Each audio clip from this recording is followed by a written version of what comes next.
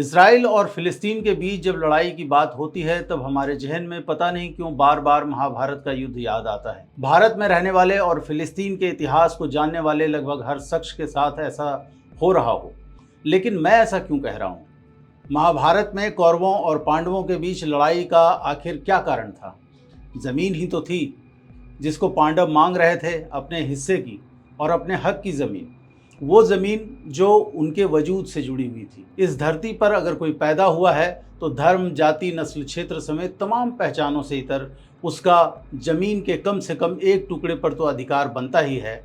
वह 1 फुट हो या फिर उसकी कब्र के बराबर 1 गज ही क्यों न हो, ये उसका अधिकार बनता है। इसको कोई छीन नहीं सकता, न कोई ताकतवर सत्ता, न ही कोई बड़ा से बड़ा भीमकाय इंसान और न कोई बड़ी से बड़ी जमात। लेकिन अगर उसी को देने से कोई इनकार कर दे तो फिर इससे बड़ा अन्याय कुछ हो ही नहीं सकता। ये युद्ध के लिए एक तरह का खुला आमंत्रण है। अपने रहने के लिए ज़मीन का एक टुकड़ा मांगने वाले पांडवों को दुर्योधन ने जवाब दिया था कि तुम्हें सुई के नोक के बराबर भी ज़मीन नहीं मिलेगी। दुर्योधन के इस बयान के बाद ही महाभारत का युद्ध होना लगभग तय हो गया था और फिर जो हुआ वह पौराणिक कथाओं में दर्ज है। यहाँ इसराइल और फिलिस्तीन के मामले में तो तस्वीर ही बिल्कुल उलट है। 1948 के पहले जहाँ आज इसराइल बसा हुआ है वहाँ उसका नामो निशान नहीं था।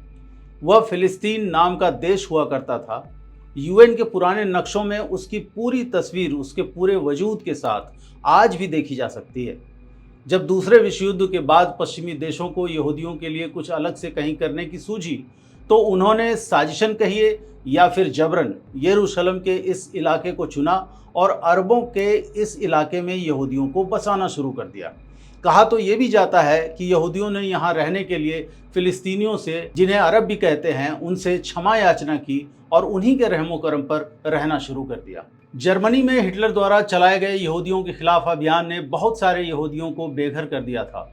लिहाजा बड़े स्तर पर पश्चिमी देशों से यहूदियों का यहाँ पलायन हुआ और फिर उन्होंने अपना डेरा डंडा डाल दिया। और इसी बीच 1947 में यूएन से पश्चिमी देशों ने उसको इजराइल के नाम से मान्यता दिला दी और इसी के साथ इजराइल नाम का एक देश बन गया जो उसके पहले धरती पर कहीं था ही नहीं। और फिर पश्चिमी देशों की मदद और उनके बैकअप से इजरायलियों की ताकत लगातार बढ़ती गई। 1948 में हुए अरब इजराइल युद्ध ने सबसे ज्यादा तबाही मचाई और उस समय तकरीबन 7 लाख फिलिस्तीनियों को भागकर गाजा पट्टी, वेस्ट बैंक, लेबनान, जॉर्डन और दूसरे इलाकों में शरण लेनी पड़ी। और फिर इस तरह से इजरायली धीरे धीरे अरबों को किनारे लगाते गए। फिर 1967-1973 के युद्ध के बाद उन्होंने उसके बड़े इलाके पर कब्जा कर लिया और इस तरह से फिलिस्तीनी केवल गाजा पट्टी, वेस्ट बैंक और गोलन हाइट तक सिमट कर रह गए। और अब स्थिति वहां तक पहुंच गई है कि इजरायली उनको वहां से भी खदेड़ देना चाहते हैं और पूरी फिलिस्तीन की जमीन को अपने कब्जे में लेना चाहते हैं।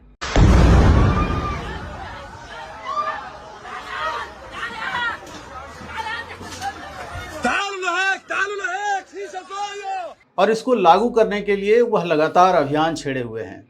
पिछले 1 साल में फिलिस्तीनियों की हुई मौतें बताती हैं कि इजराइल उनके खिलाफ किस तरह से हिंसक अभियान छेड़े हुए था। 9,000 से ज़्यादा इजरायली जेलों में कैद फिलिस्तीनियों की संख्या बताती है कि इजराइल कितने बड़े स्तर पर इस अभियान को संचालित कर रहा है।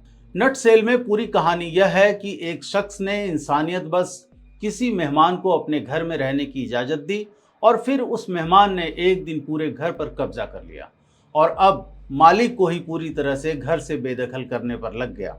इजराइल की मौजूदा स्थिति यही बताती है कि वह सुई की नोक के बराबर भी ज़मीन फिलिस्तीनियों को नहीं देना चाहता है, जबकि इलाके में 2 राज्य को स्थापित करने का फैसला बहुत पहले यूएन में हो चुका है और कई मंच और देश इस पर अपनी सहमति भी जता चुके हैं। मैड्रिड से लेकर ओस्लो तक इस पर समझौते हुए और फिलिस्तीन के तौर पर एक देश और उसकी ज़मीन के हक को देने का प्रस्ताव पारित किया जा चुका है। यहाँ तक कि कुछ इलाकों को छोड़ने के लिए इजराइल से कई बार कहा गया, लेकिन कागज़ पर पास हुए ये प्रस्ताव कभी ज़मीन पर नहीं उतर सके क्योंकि इजराइल के मन में खोट है और वह पूरी की पूरी ज़मीन को ही हड़प जाना चाहता है।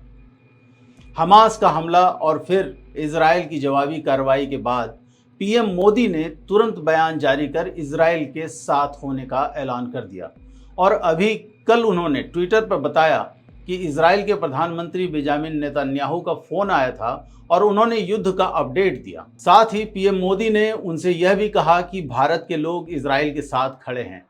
तो मोदी जी, आप साथ खड़े होंगे, आपकी संघी जमात साथ खड़ी होगी, आपके चितपावनी भाई खड़े होंगे, लेकिन देश नहीं खड़ा है इजराइल के साथ। आप शायद भूल गए हैं और इतिहास की वैसे भी आपको जानकारी कम ही होती है।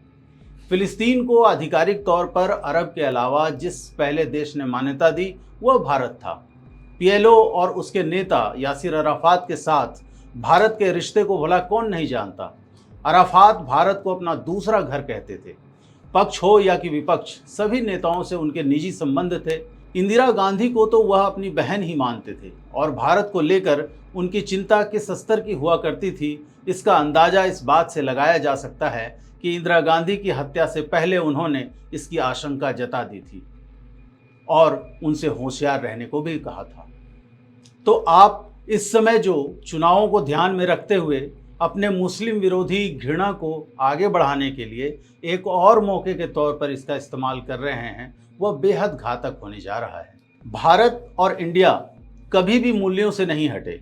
विदेशी मोर्चे पर सत्य, अहिंसा, शांतिपूर्ण सह अस्तित्व ही भारत का असूल रहा है और सबसे खास बात यह है कि वह हमेशा तीसरी दुनिया के देशों के साथ खड़ा रहा है। लेकिन आप इन सारे मूल्यों और भारत की परंपरागत विदेश नीति को ठुकराते हुए देश को एक ऐसे मुकाम पर खड़ा कर दे रहे हैं जहां इसके हाथ कुछ नहीं आएगा। दरअसल आपकी पूरी विदेश नीति देश की अंतर्राष्ट्रीय ज़रूरतों और उसके मुताबिक स्टैंड लेने की जगह आपकी अपनी घरेलू राजनीतिक ज़रूरत के मुताबिक तय होती है। अब इसी मामले में देखिए आपने क्या किया। अभी तक हम फिलिस्तीन और उसके हितों के साथ खड़े थे और इस तरह से अरब समेत तीसरी दुनिया के देशों के साथ हमारा भाईचारा था। लेकिन आपकी इस मौजूदा पोजीशन ने कैसे भारत को पूरी दुनिया और अपने पुराने मित्रों से अलग थलग करने का रास्ता साफ कर दिया है।